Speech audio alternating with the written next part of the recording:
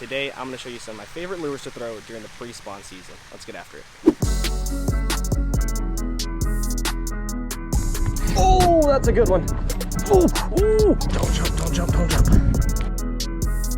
So there's two baits I'm going to be focusing on today. One is going to be the jackhammer chatterbait, also a craw bait, and the other one is going to be a swim bait. Typically two baits that are going to be matching the hatch here locally, and on top of that, they're known to get really big bass. Let's talk about the setup real quick before we get started. This is going to be a Kast King Speed Demon jig setup, or a Carolina rig setup. So the idea of it is it's a medium heavy action. It's got a little bit of bend, a little bit of flexibility, so that way when we hook onto these fish with the chatterbait or with our bigger swim bait, we make sure they stay on there nice and firm. On top of that, we're rocking some 20-pound fluoro blend, because it's the time of the year where the fish are a little bit bigger, and I want to make sure if we do actually catch something, I don't break off. The reel we're going to be using is a 7:1 gear ratio Grand Touch Kast King reel, and it's just kind of a basic setup, once again thrown on that 20-pound line. Alright, so now that you guys know the name of the game, let's get after it. Alright guys, let's see what we can make happen. Once again, jackhammer chatterbait, 20-pound line. I got a saw craw on there, kind of matching that green pumpkin and red look right now. There's a few other lures I brought with me that we can definitely test out, some swim baits and some more soft plastics.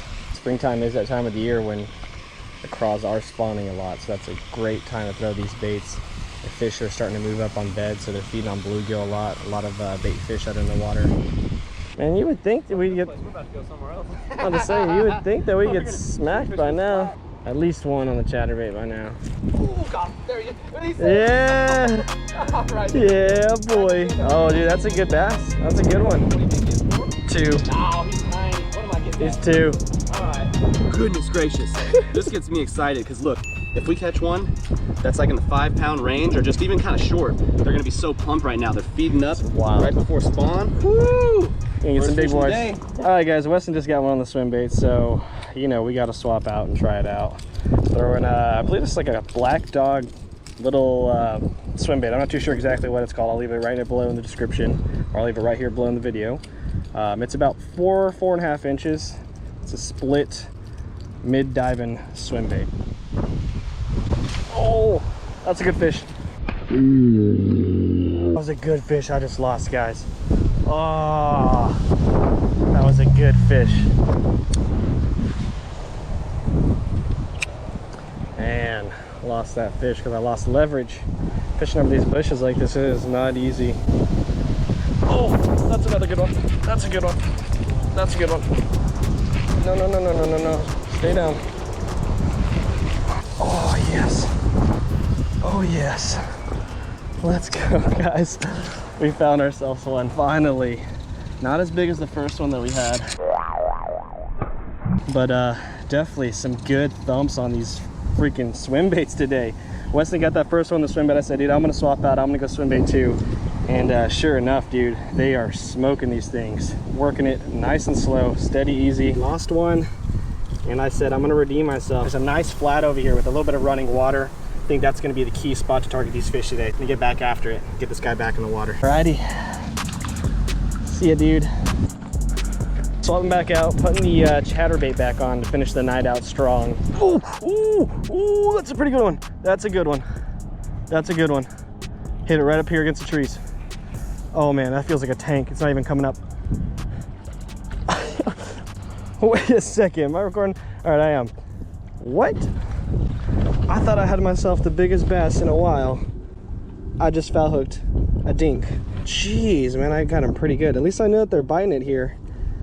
One heck of a foul hook. That is not the bass I thought I caught. I thought I was a lot bigger than that, but he's got a nice little pungent little belly on him, so I'm gonna get him unhooked back in the water, fish this area again, and see what happens. Got him unhooked nice and safely. It's 2 fish landed today.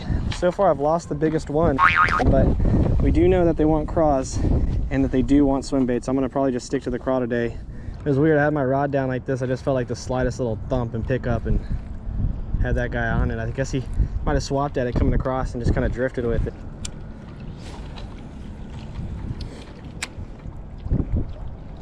I thought I had me another one.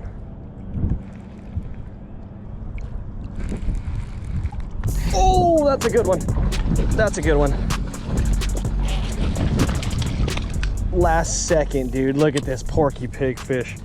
Oh my goodness. Dude, look at the belly on this fish. Oh my God, barely had him hooked too. Chunky little butterball, man. These fish came to feed today. They came to eat.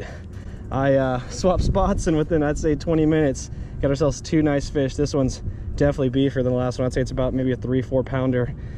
So definitely potential to get some really big fish. Like I said, when you're fishing these chatterbaits, man, solid catch, dude.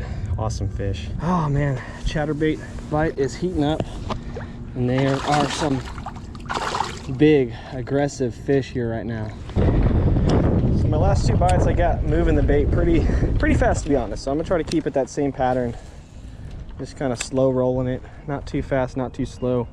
Definitely will hop it occasionally depending on the vertical structure, but it seems like these guys are coming in off these slopes and swiping at it, particularly because it's running or because it's swimming.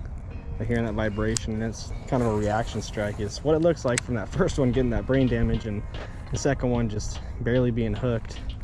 Lets me think that these guys are just roaming these edges, roaming these slopes right now, or they're posted on them down there probably where the wind is, and just ambushing anything that swims by.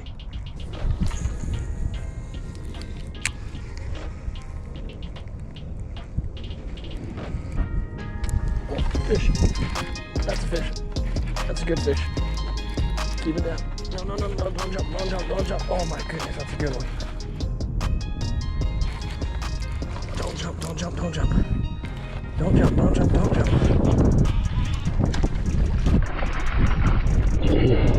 Oh, let's go, guys. We found some chunks, dude. Now this is the fish we were after today. The last 2 have honestly been exactly what I was talking about. You get these big, old, fat winter pig bass that are just feeding, eating, and plumping up for this winter bite. They see that craw in that shallow area and they just cannot resist.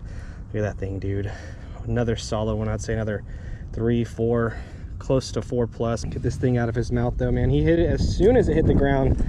Didn't even have that barb all the way in there. So that's why I didn't want it to jump a lot. These big guys, when they're heavy like this, when they jump and they shake, they throw their weight and they are not afraid. Another good thing that you can see, he's got some pink kind of areas on his lip right there. That lets me know that he's eating stuff with real hard roofs, or like bluegills, maybe the top of their fins, or maybe craws, how they got the hard shell. So definitely this is the right baits to be throwing today to get this fish. And I think this is going to be the fish, honestly, that ends it for the day. Sun's almost down, wind's picking up and getting really cold, and I'm ready to get this guy back in the water, get back to the car, and start warming up. So, well, I was recording. I was going to get my big camera, and he just released himself. So yeah, touche fish. Well, ladies and gentlemen, we are going to end it on that note. A solid little way to end our day. Got 2 studs at the end. Started our day with one really nice chunk that we lost, and then we got that second one actually landed on that swim bait.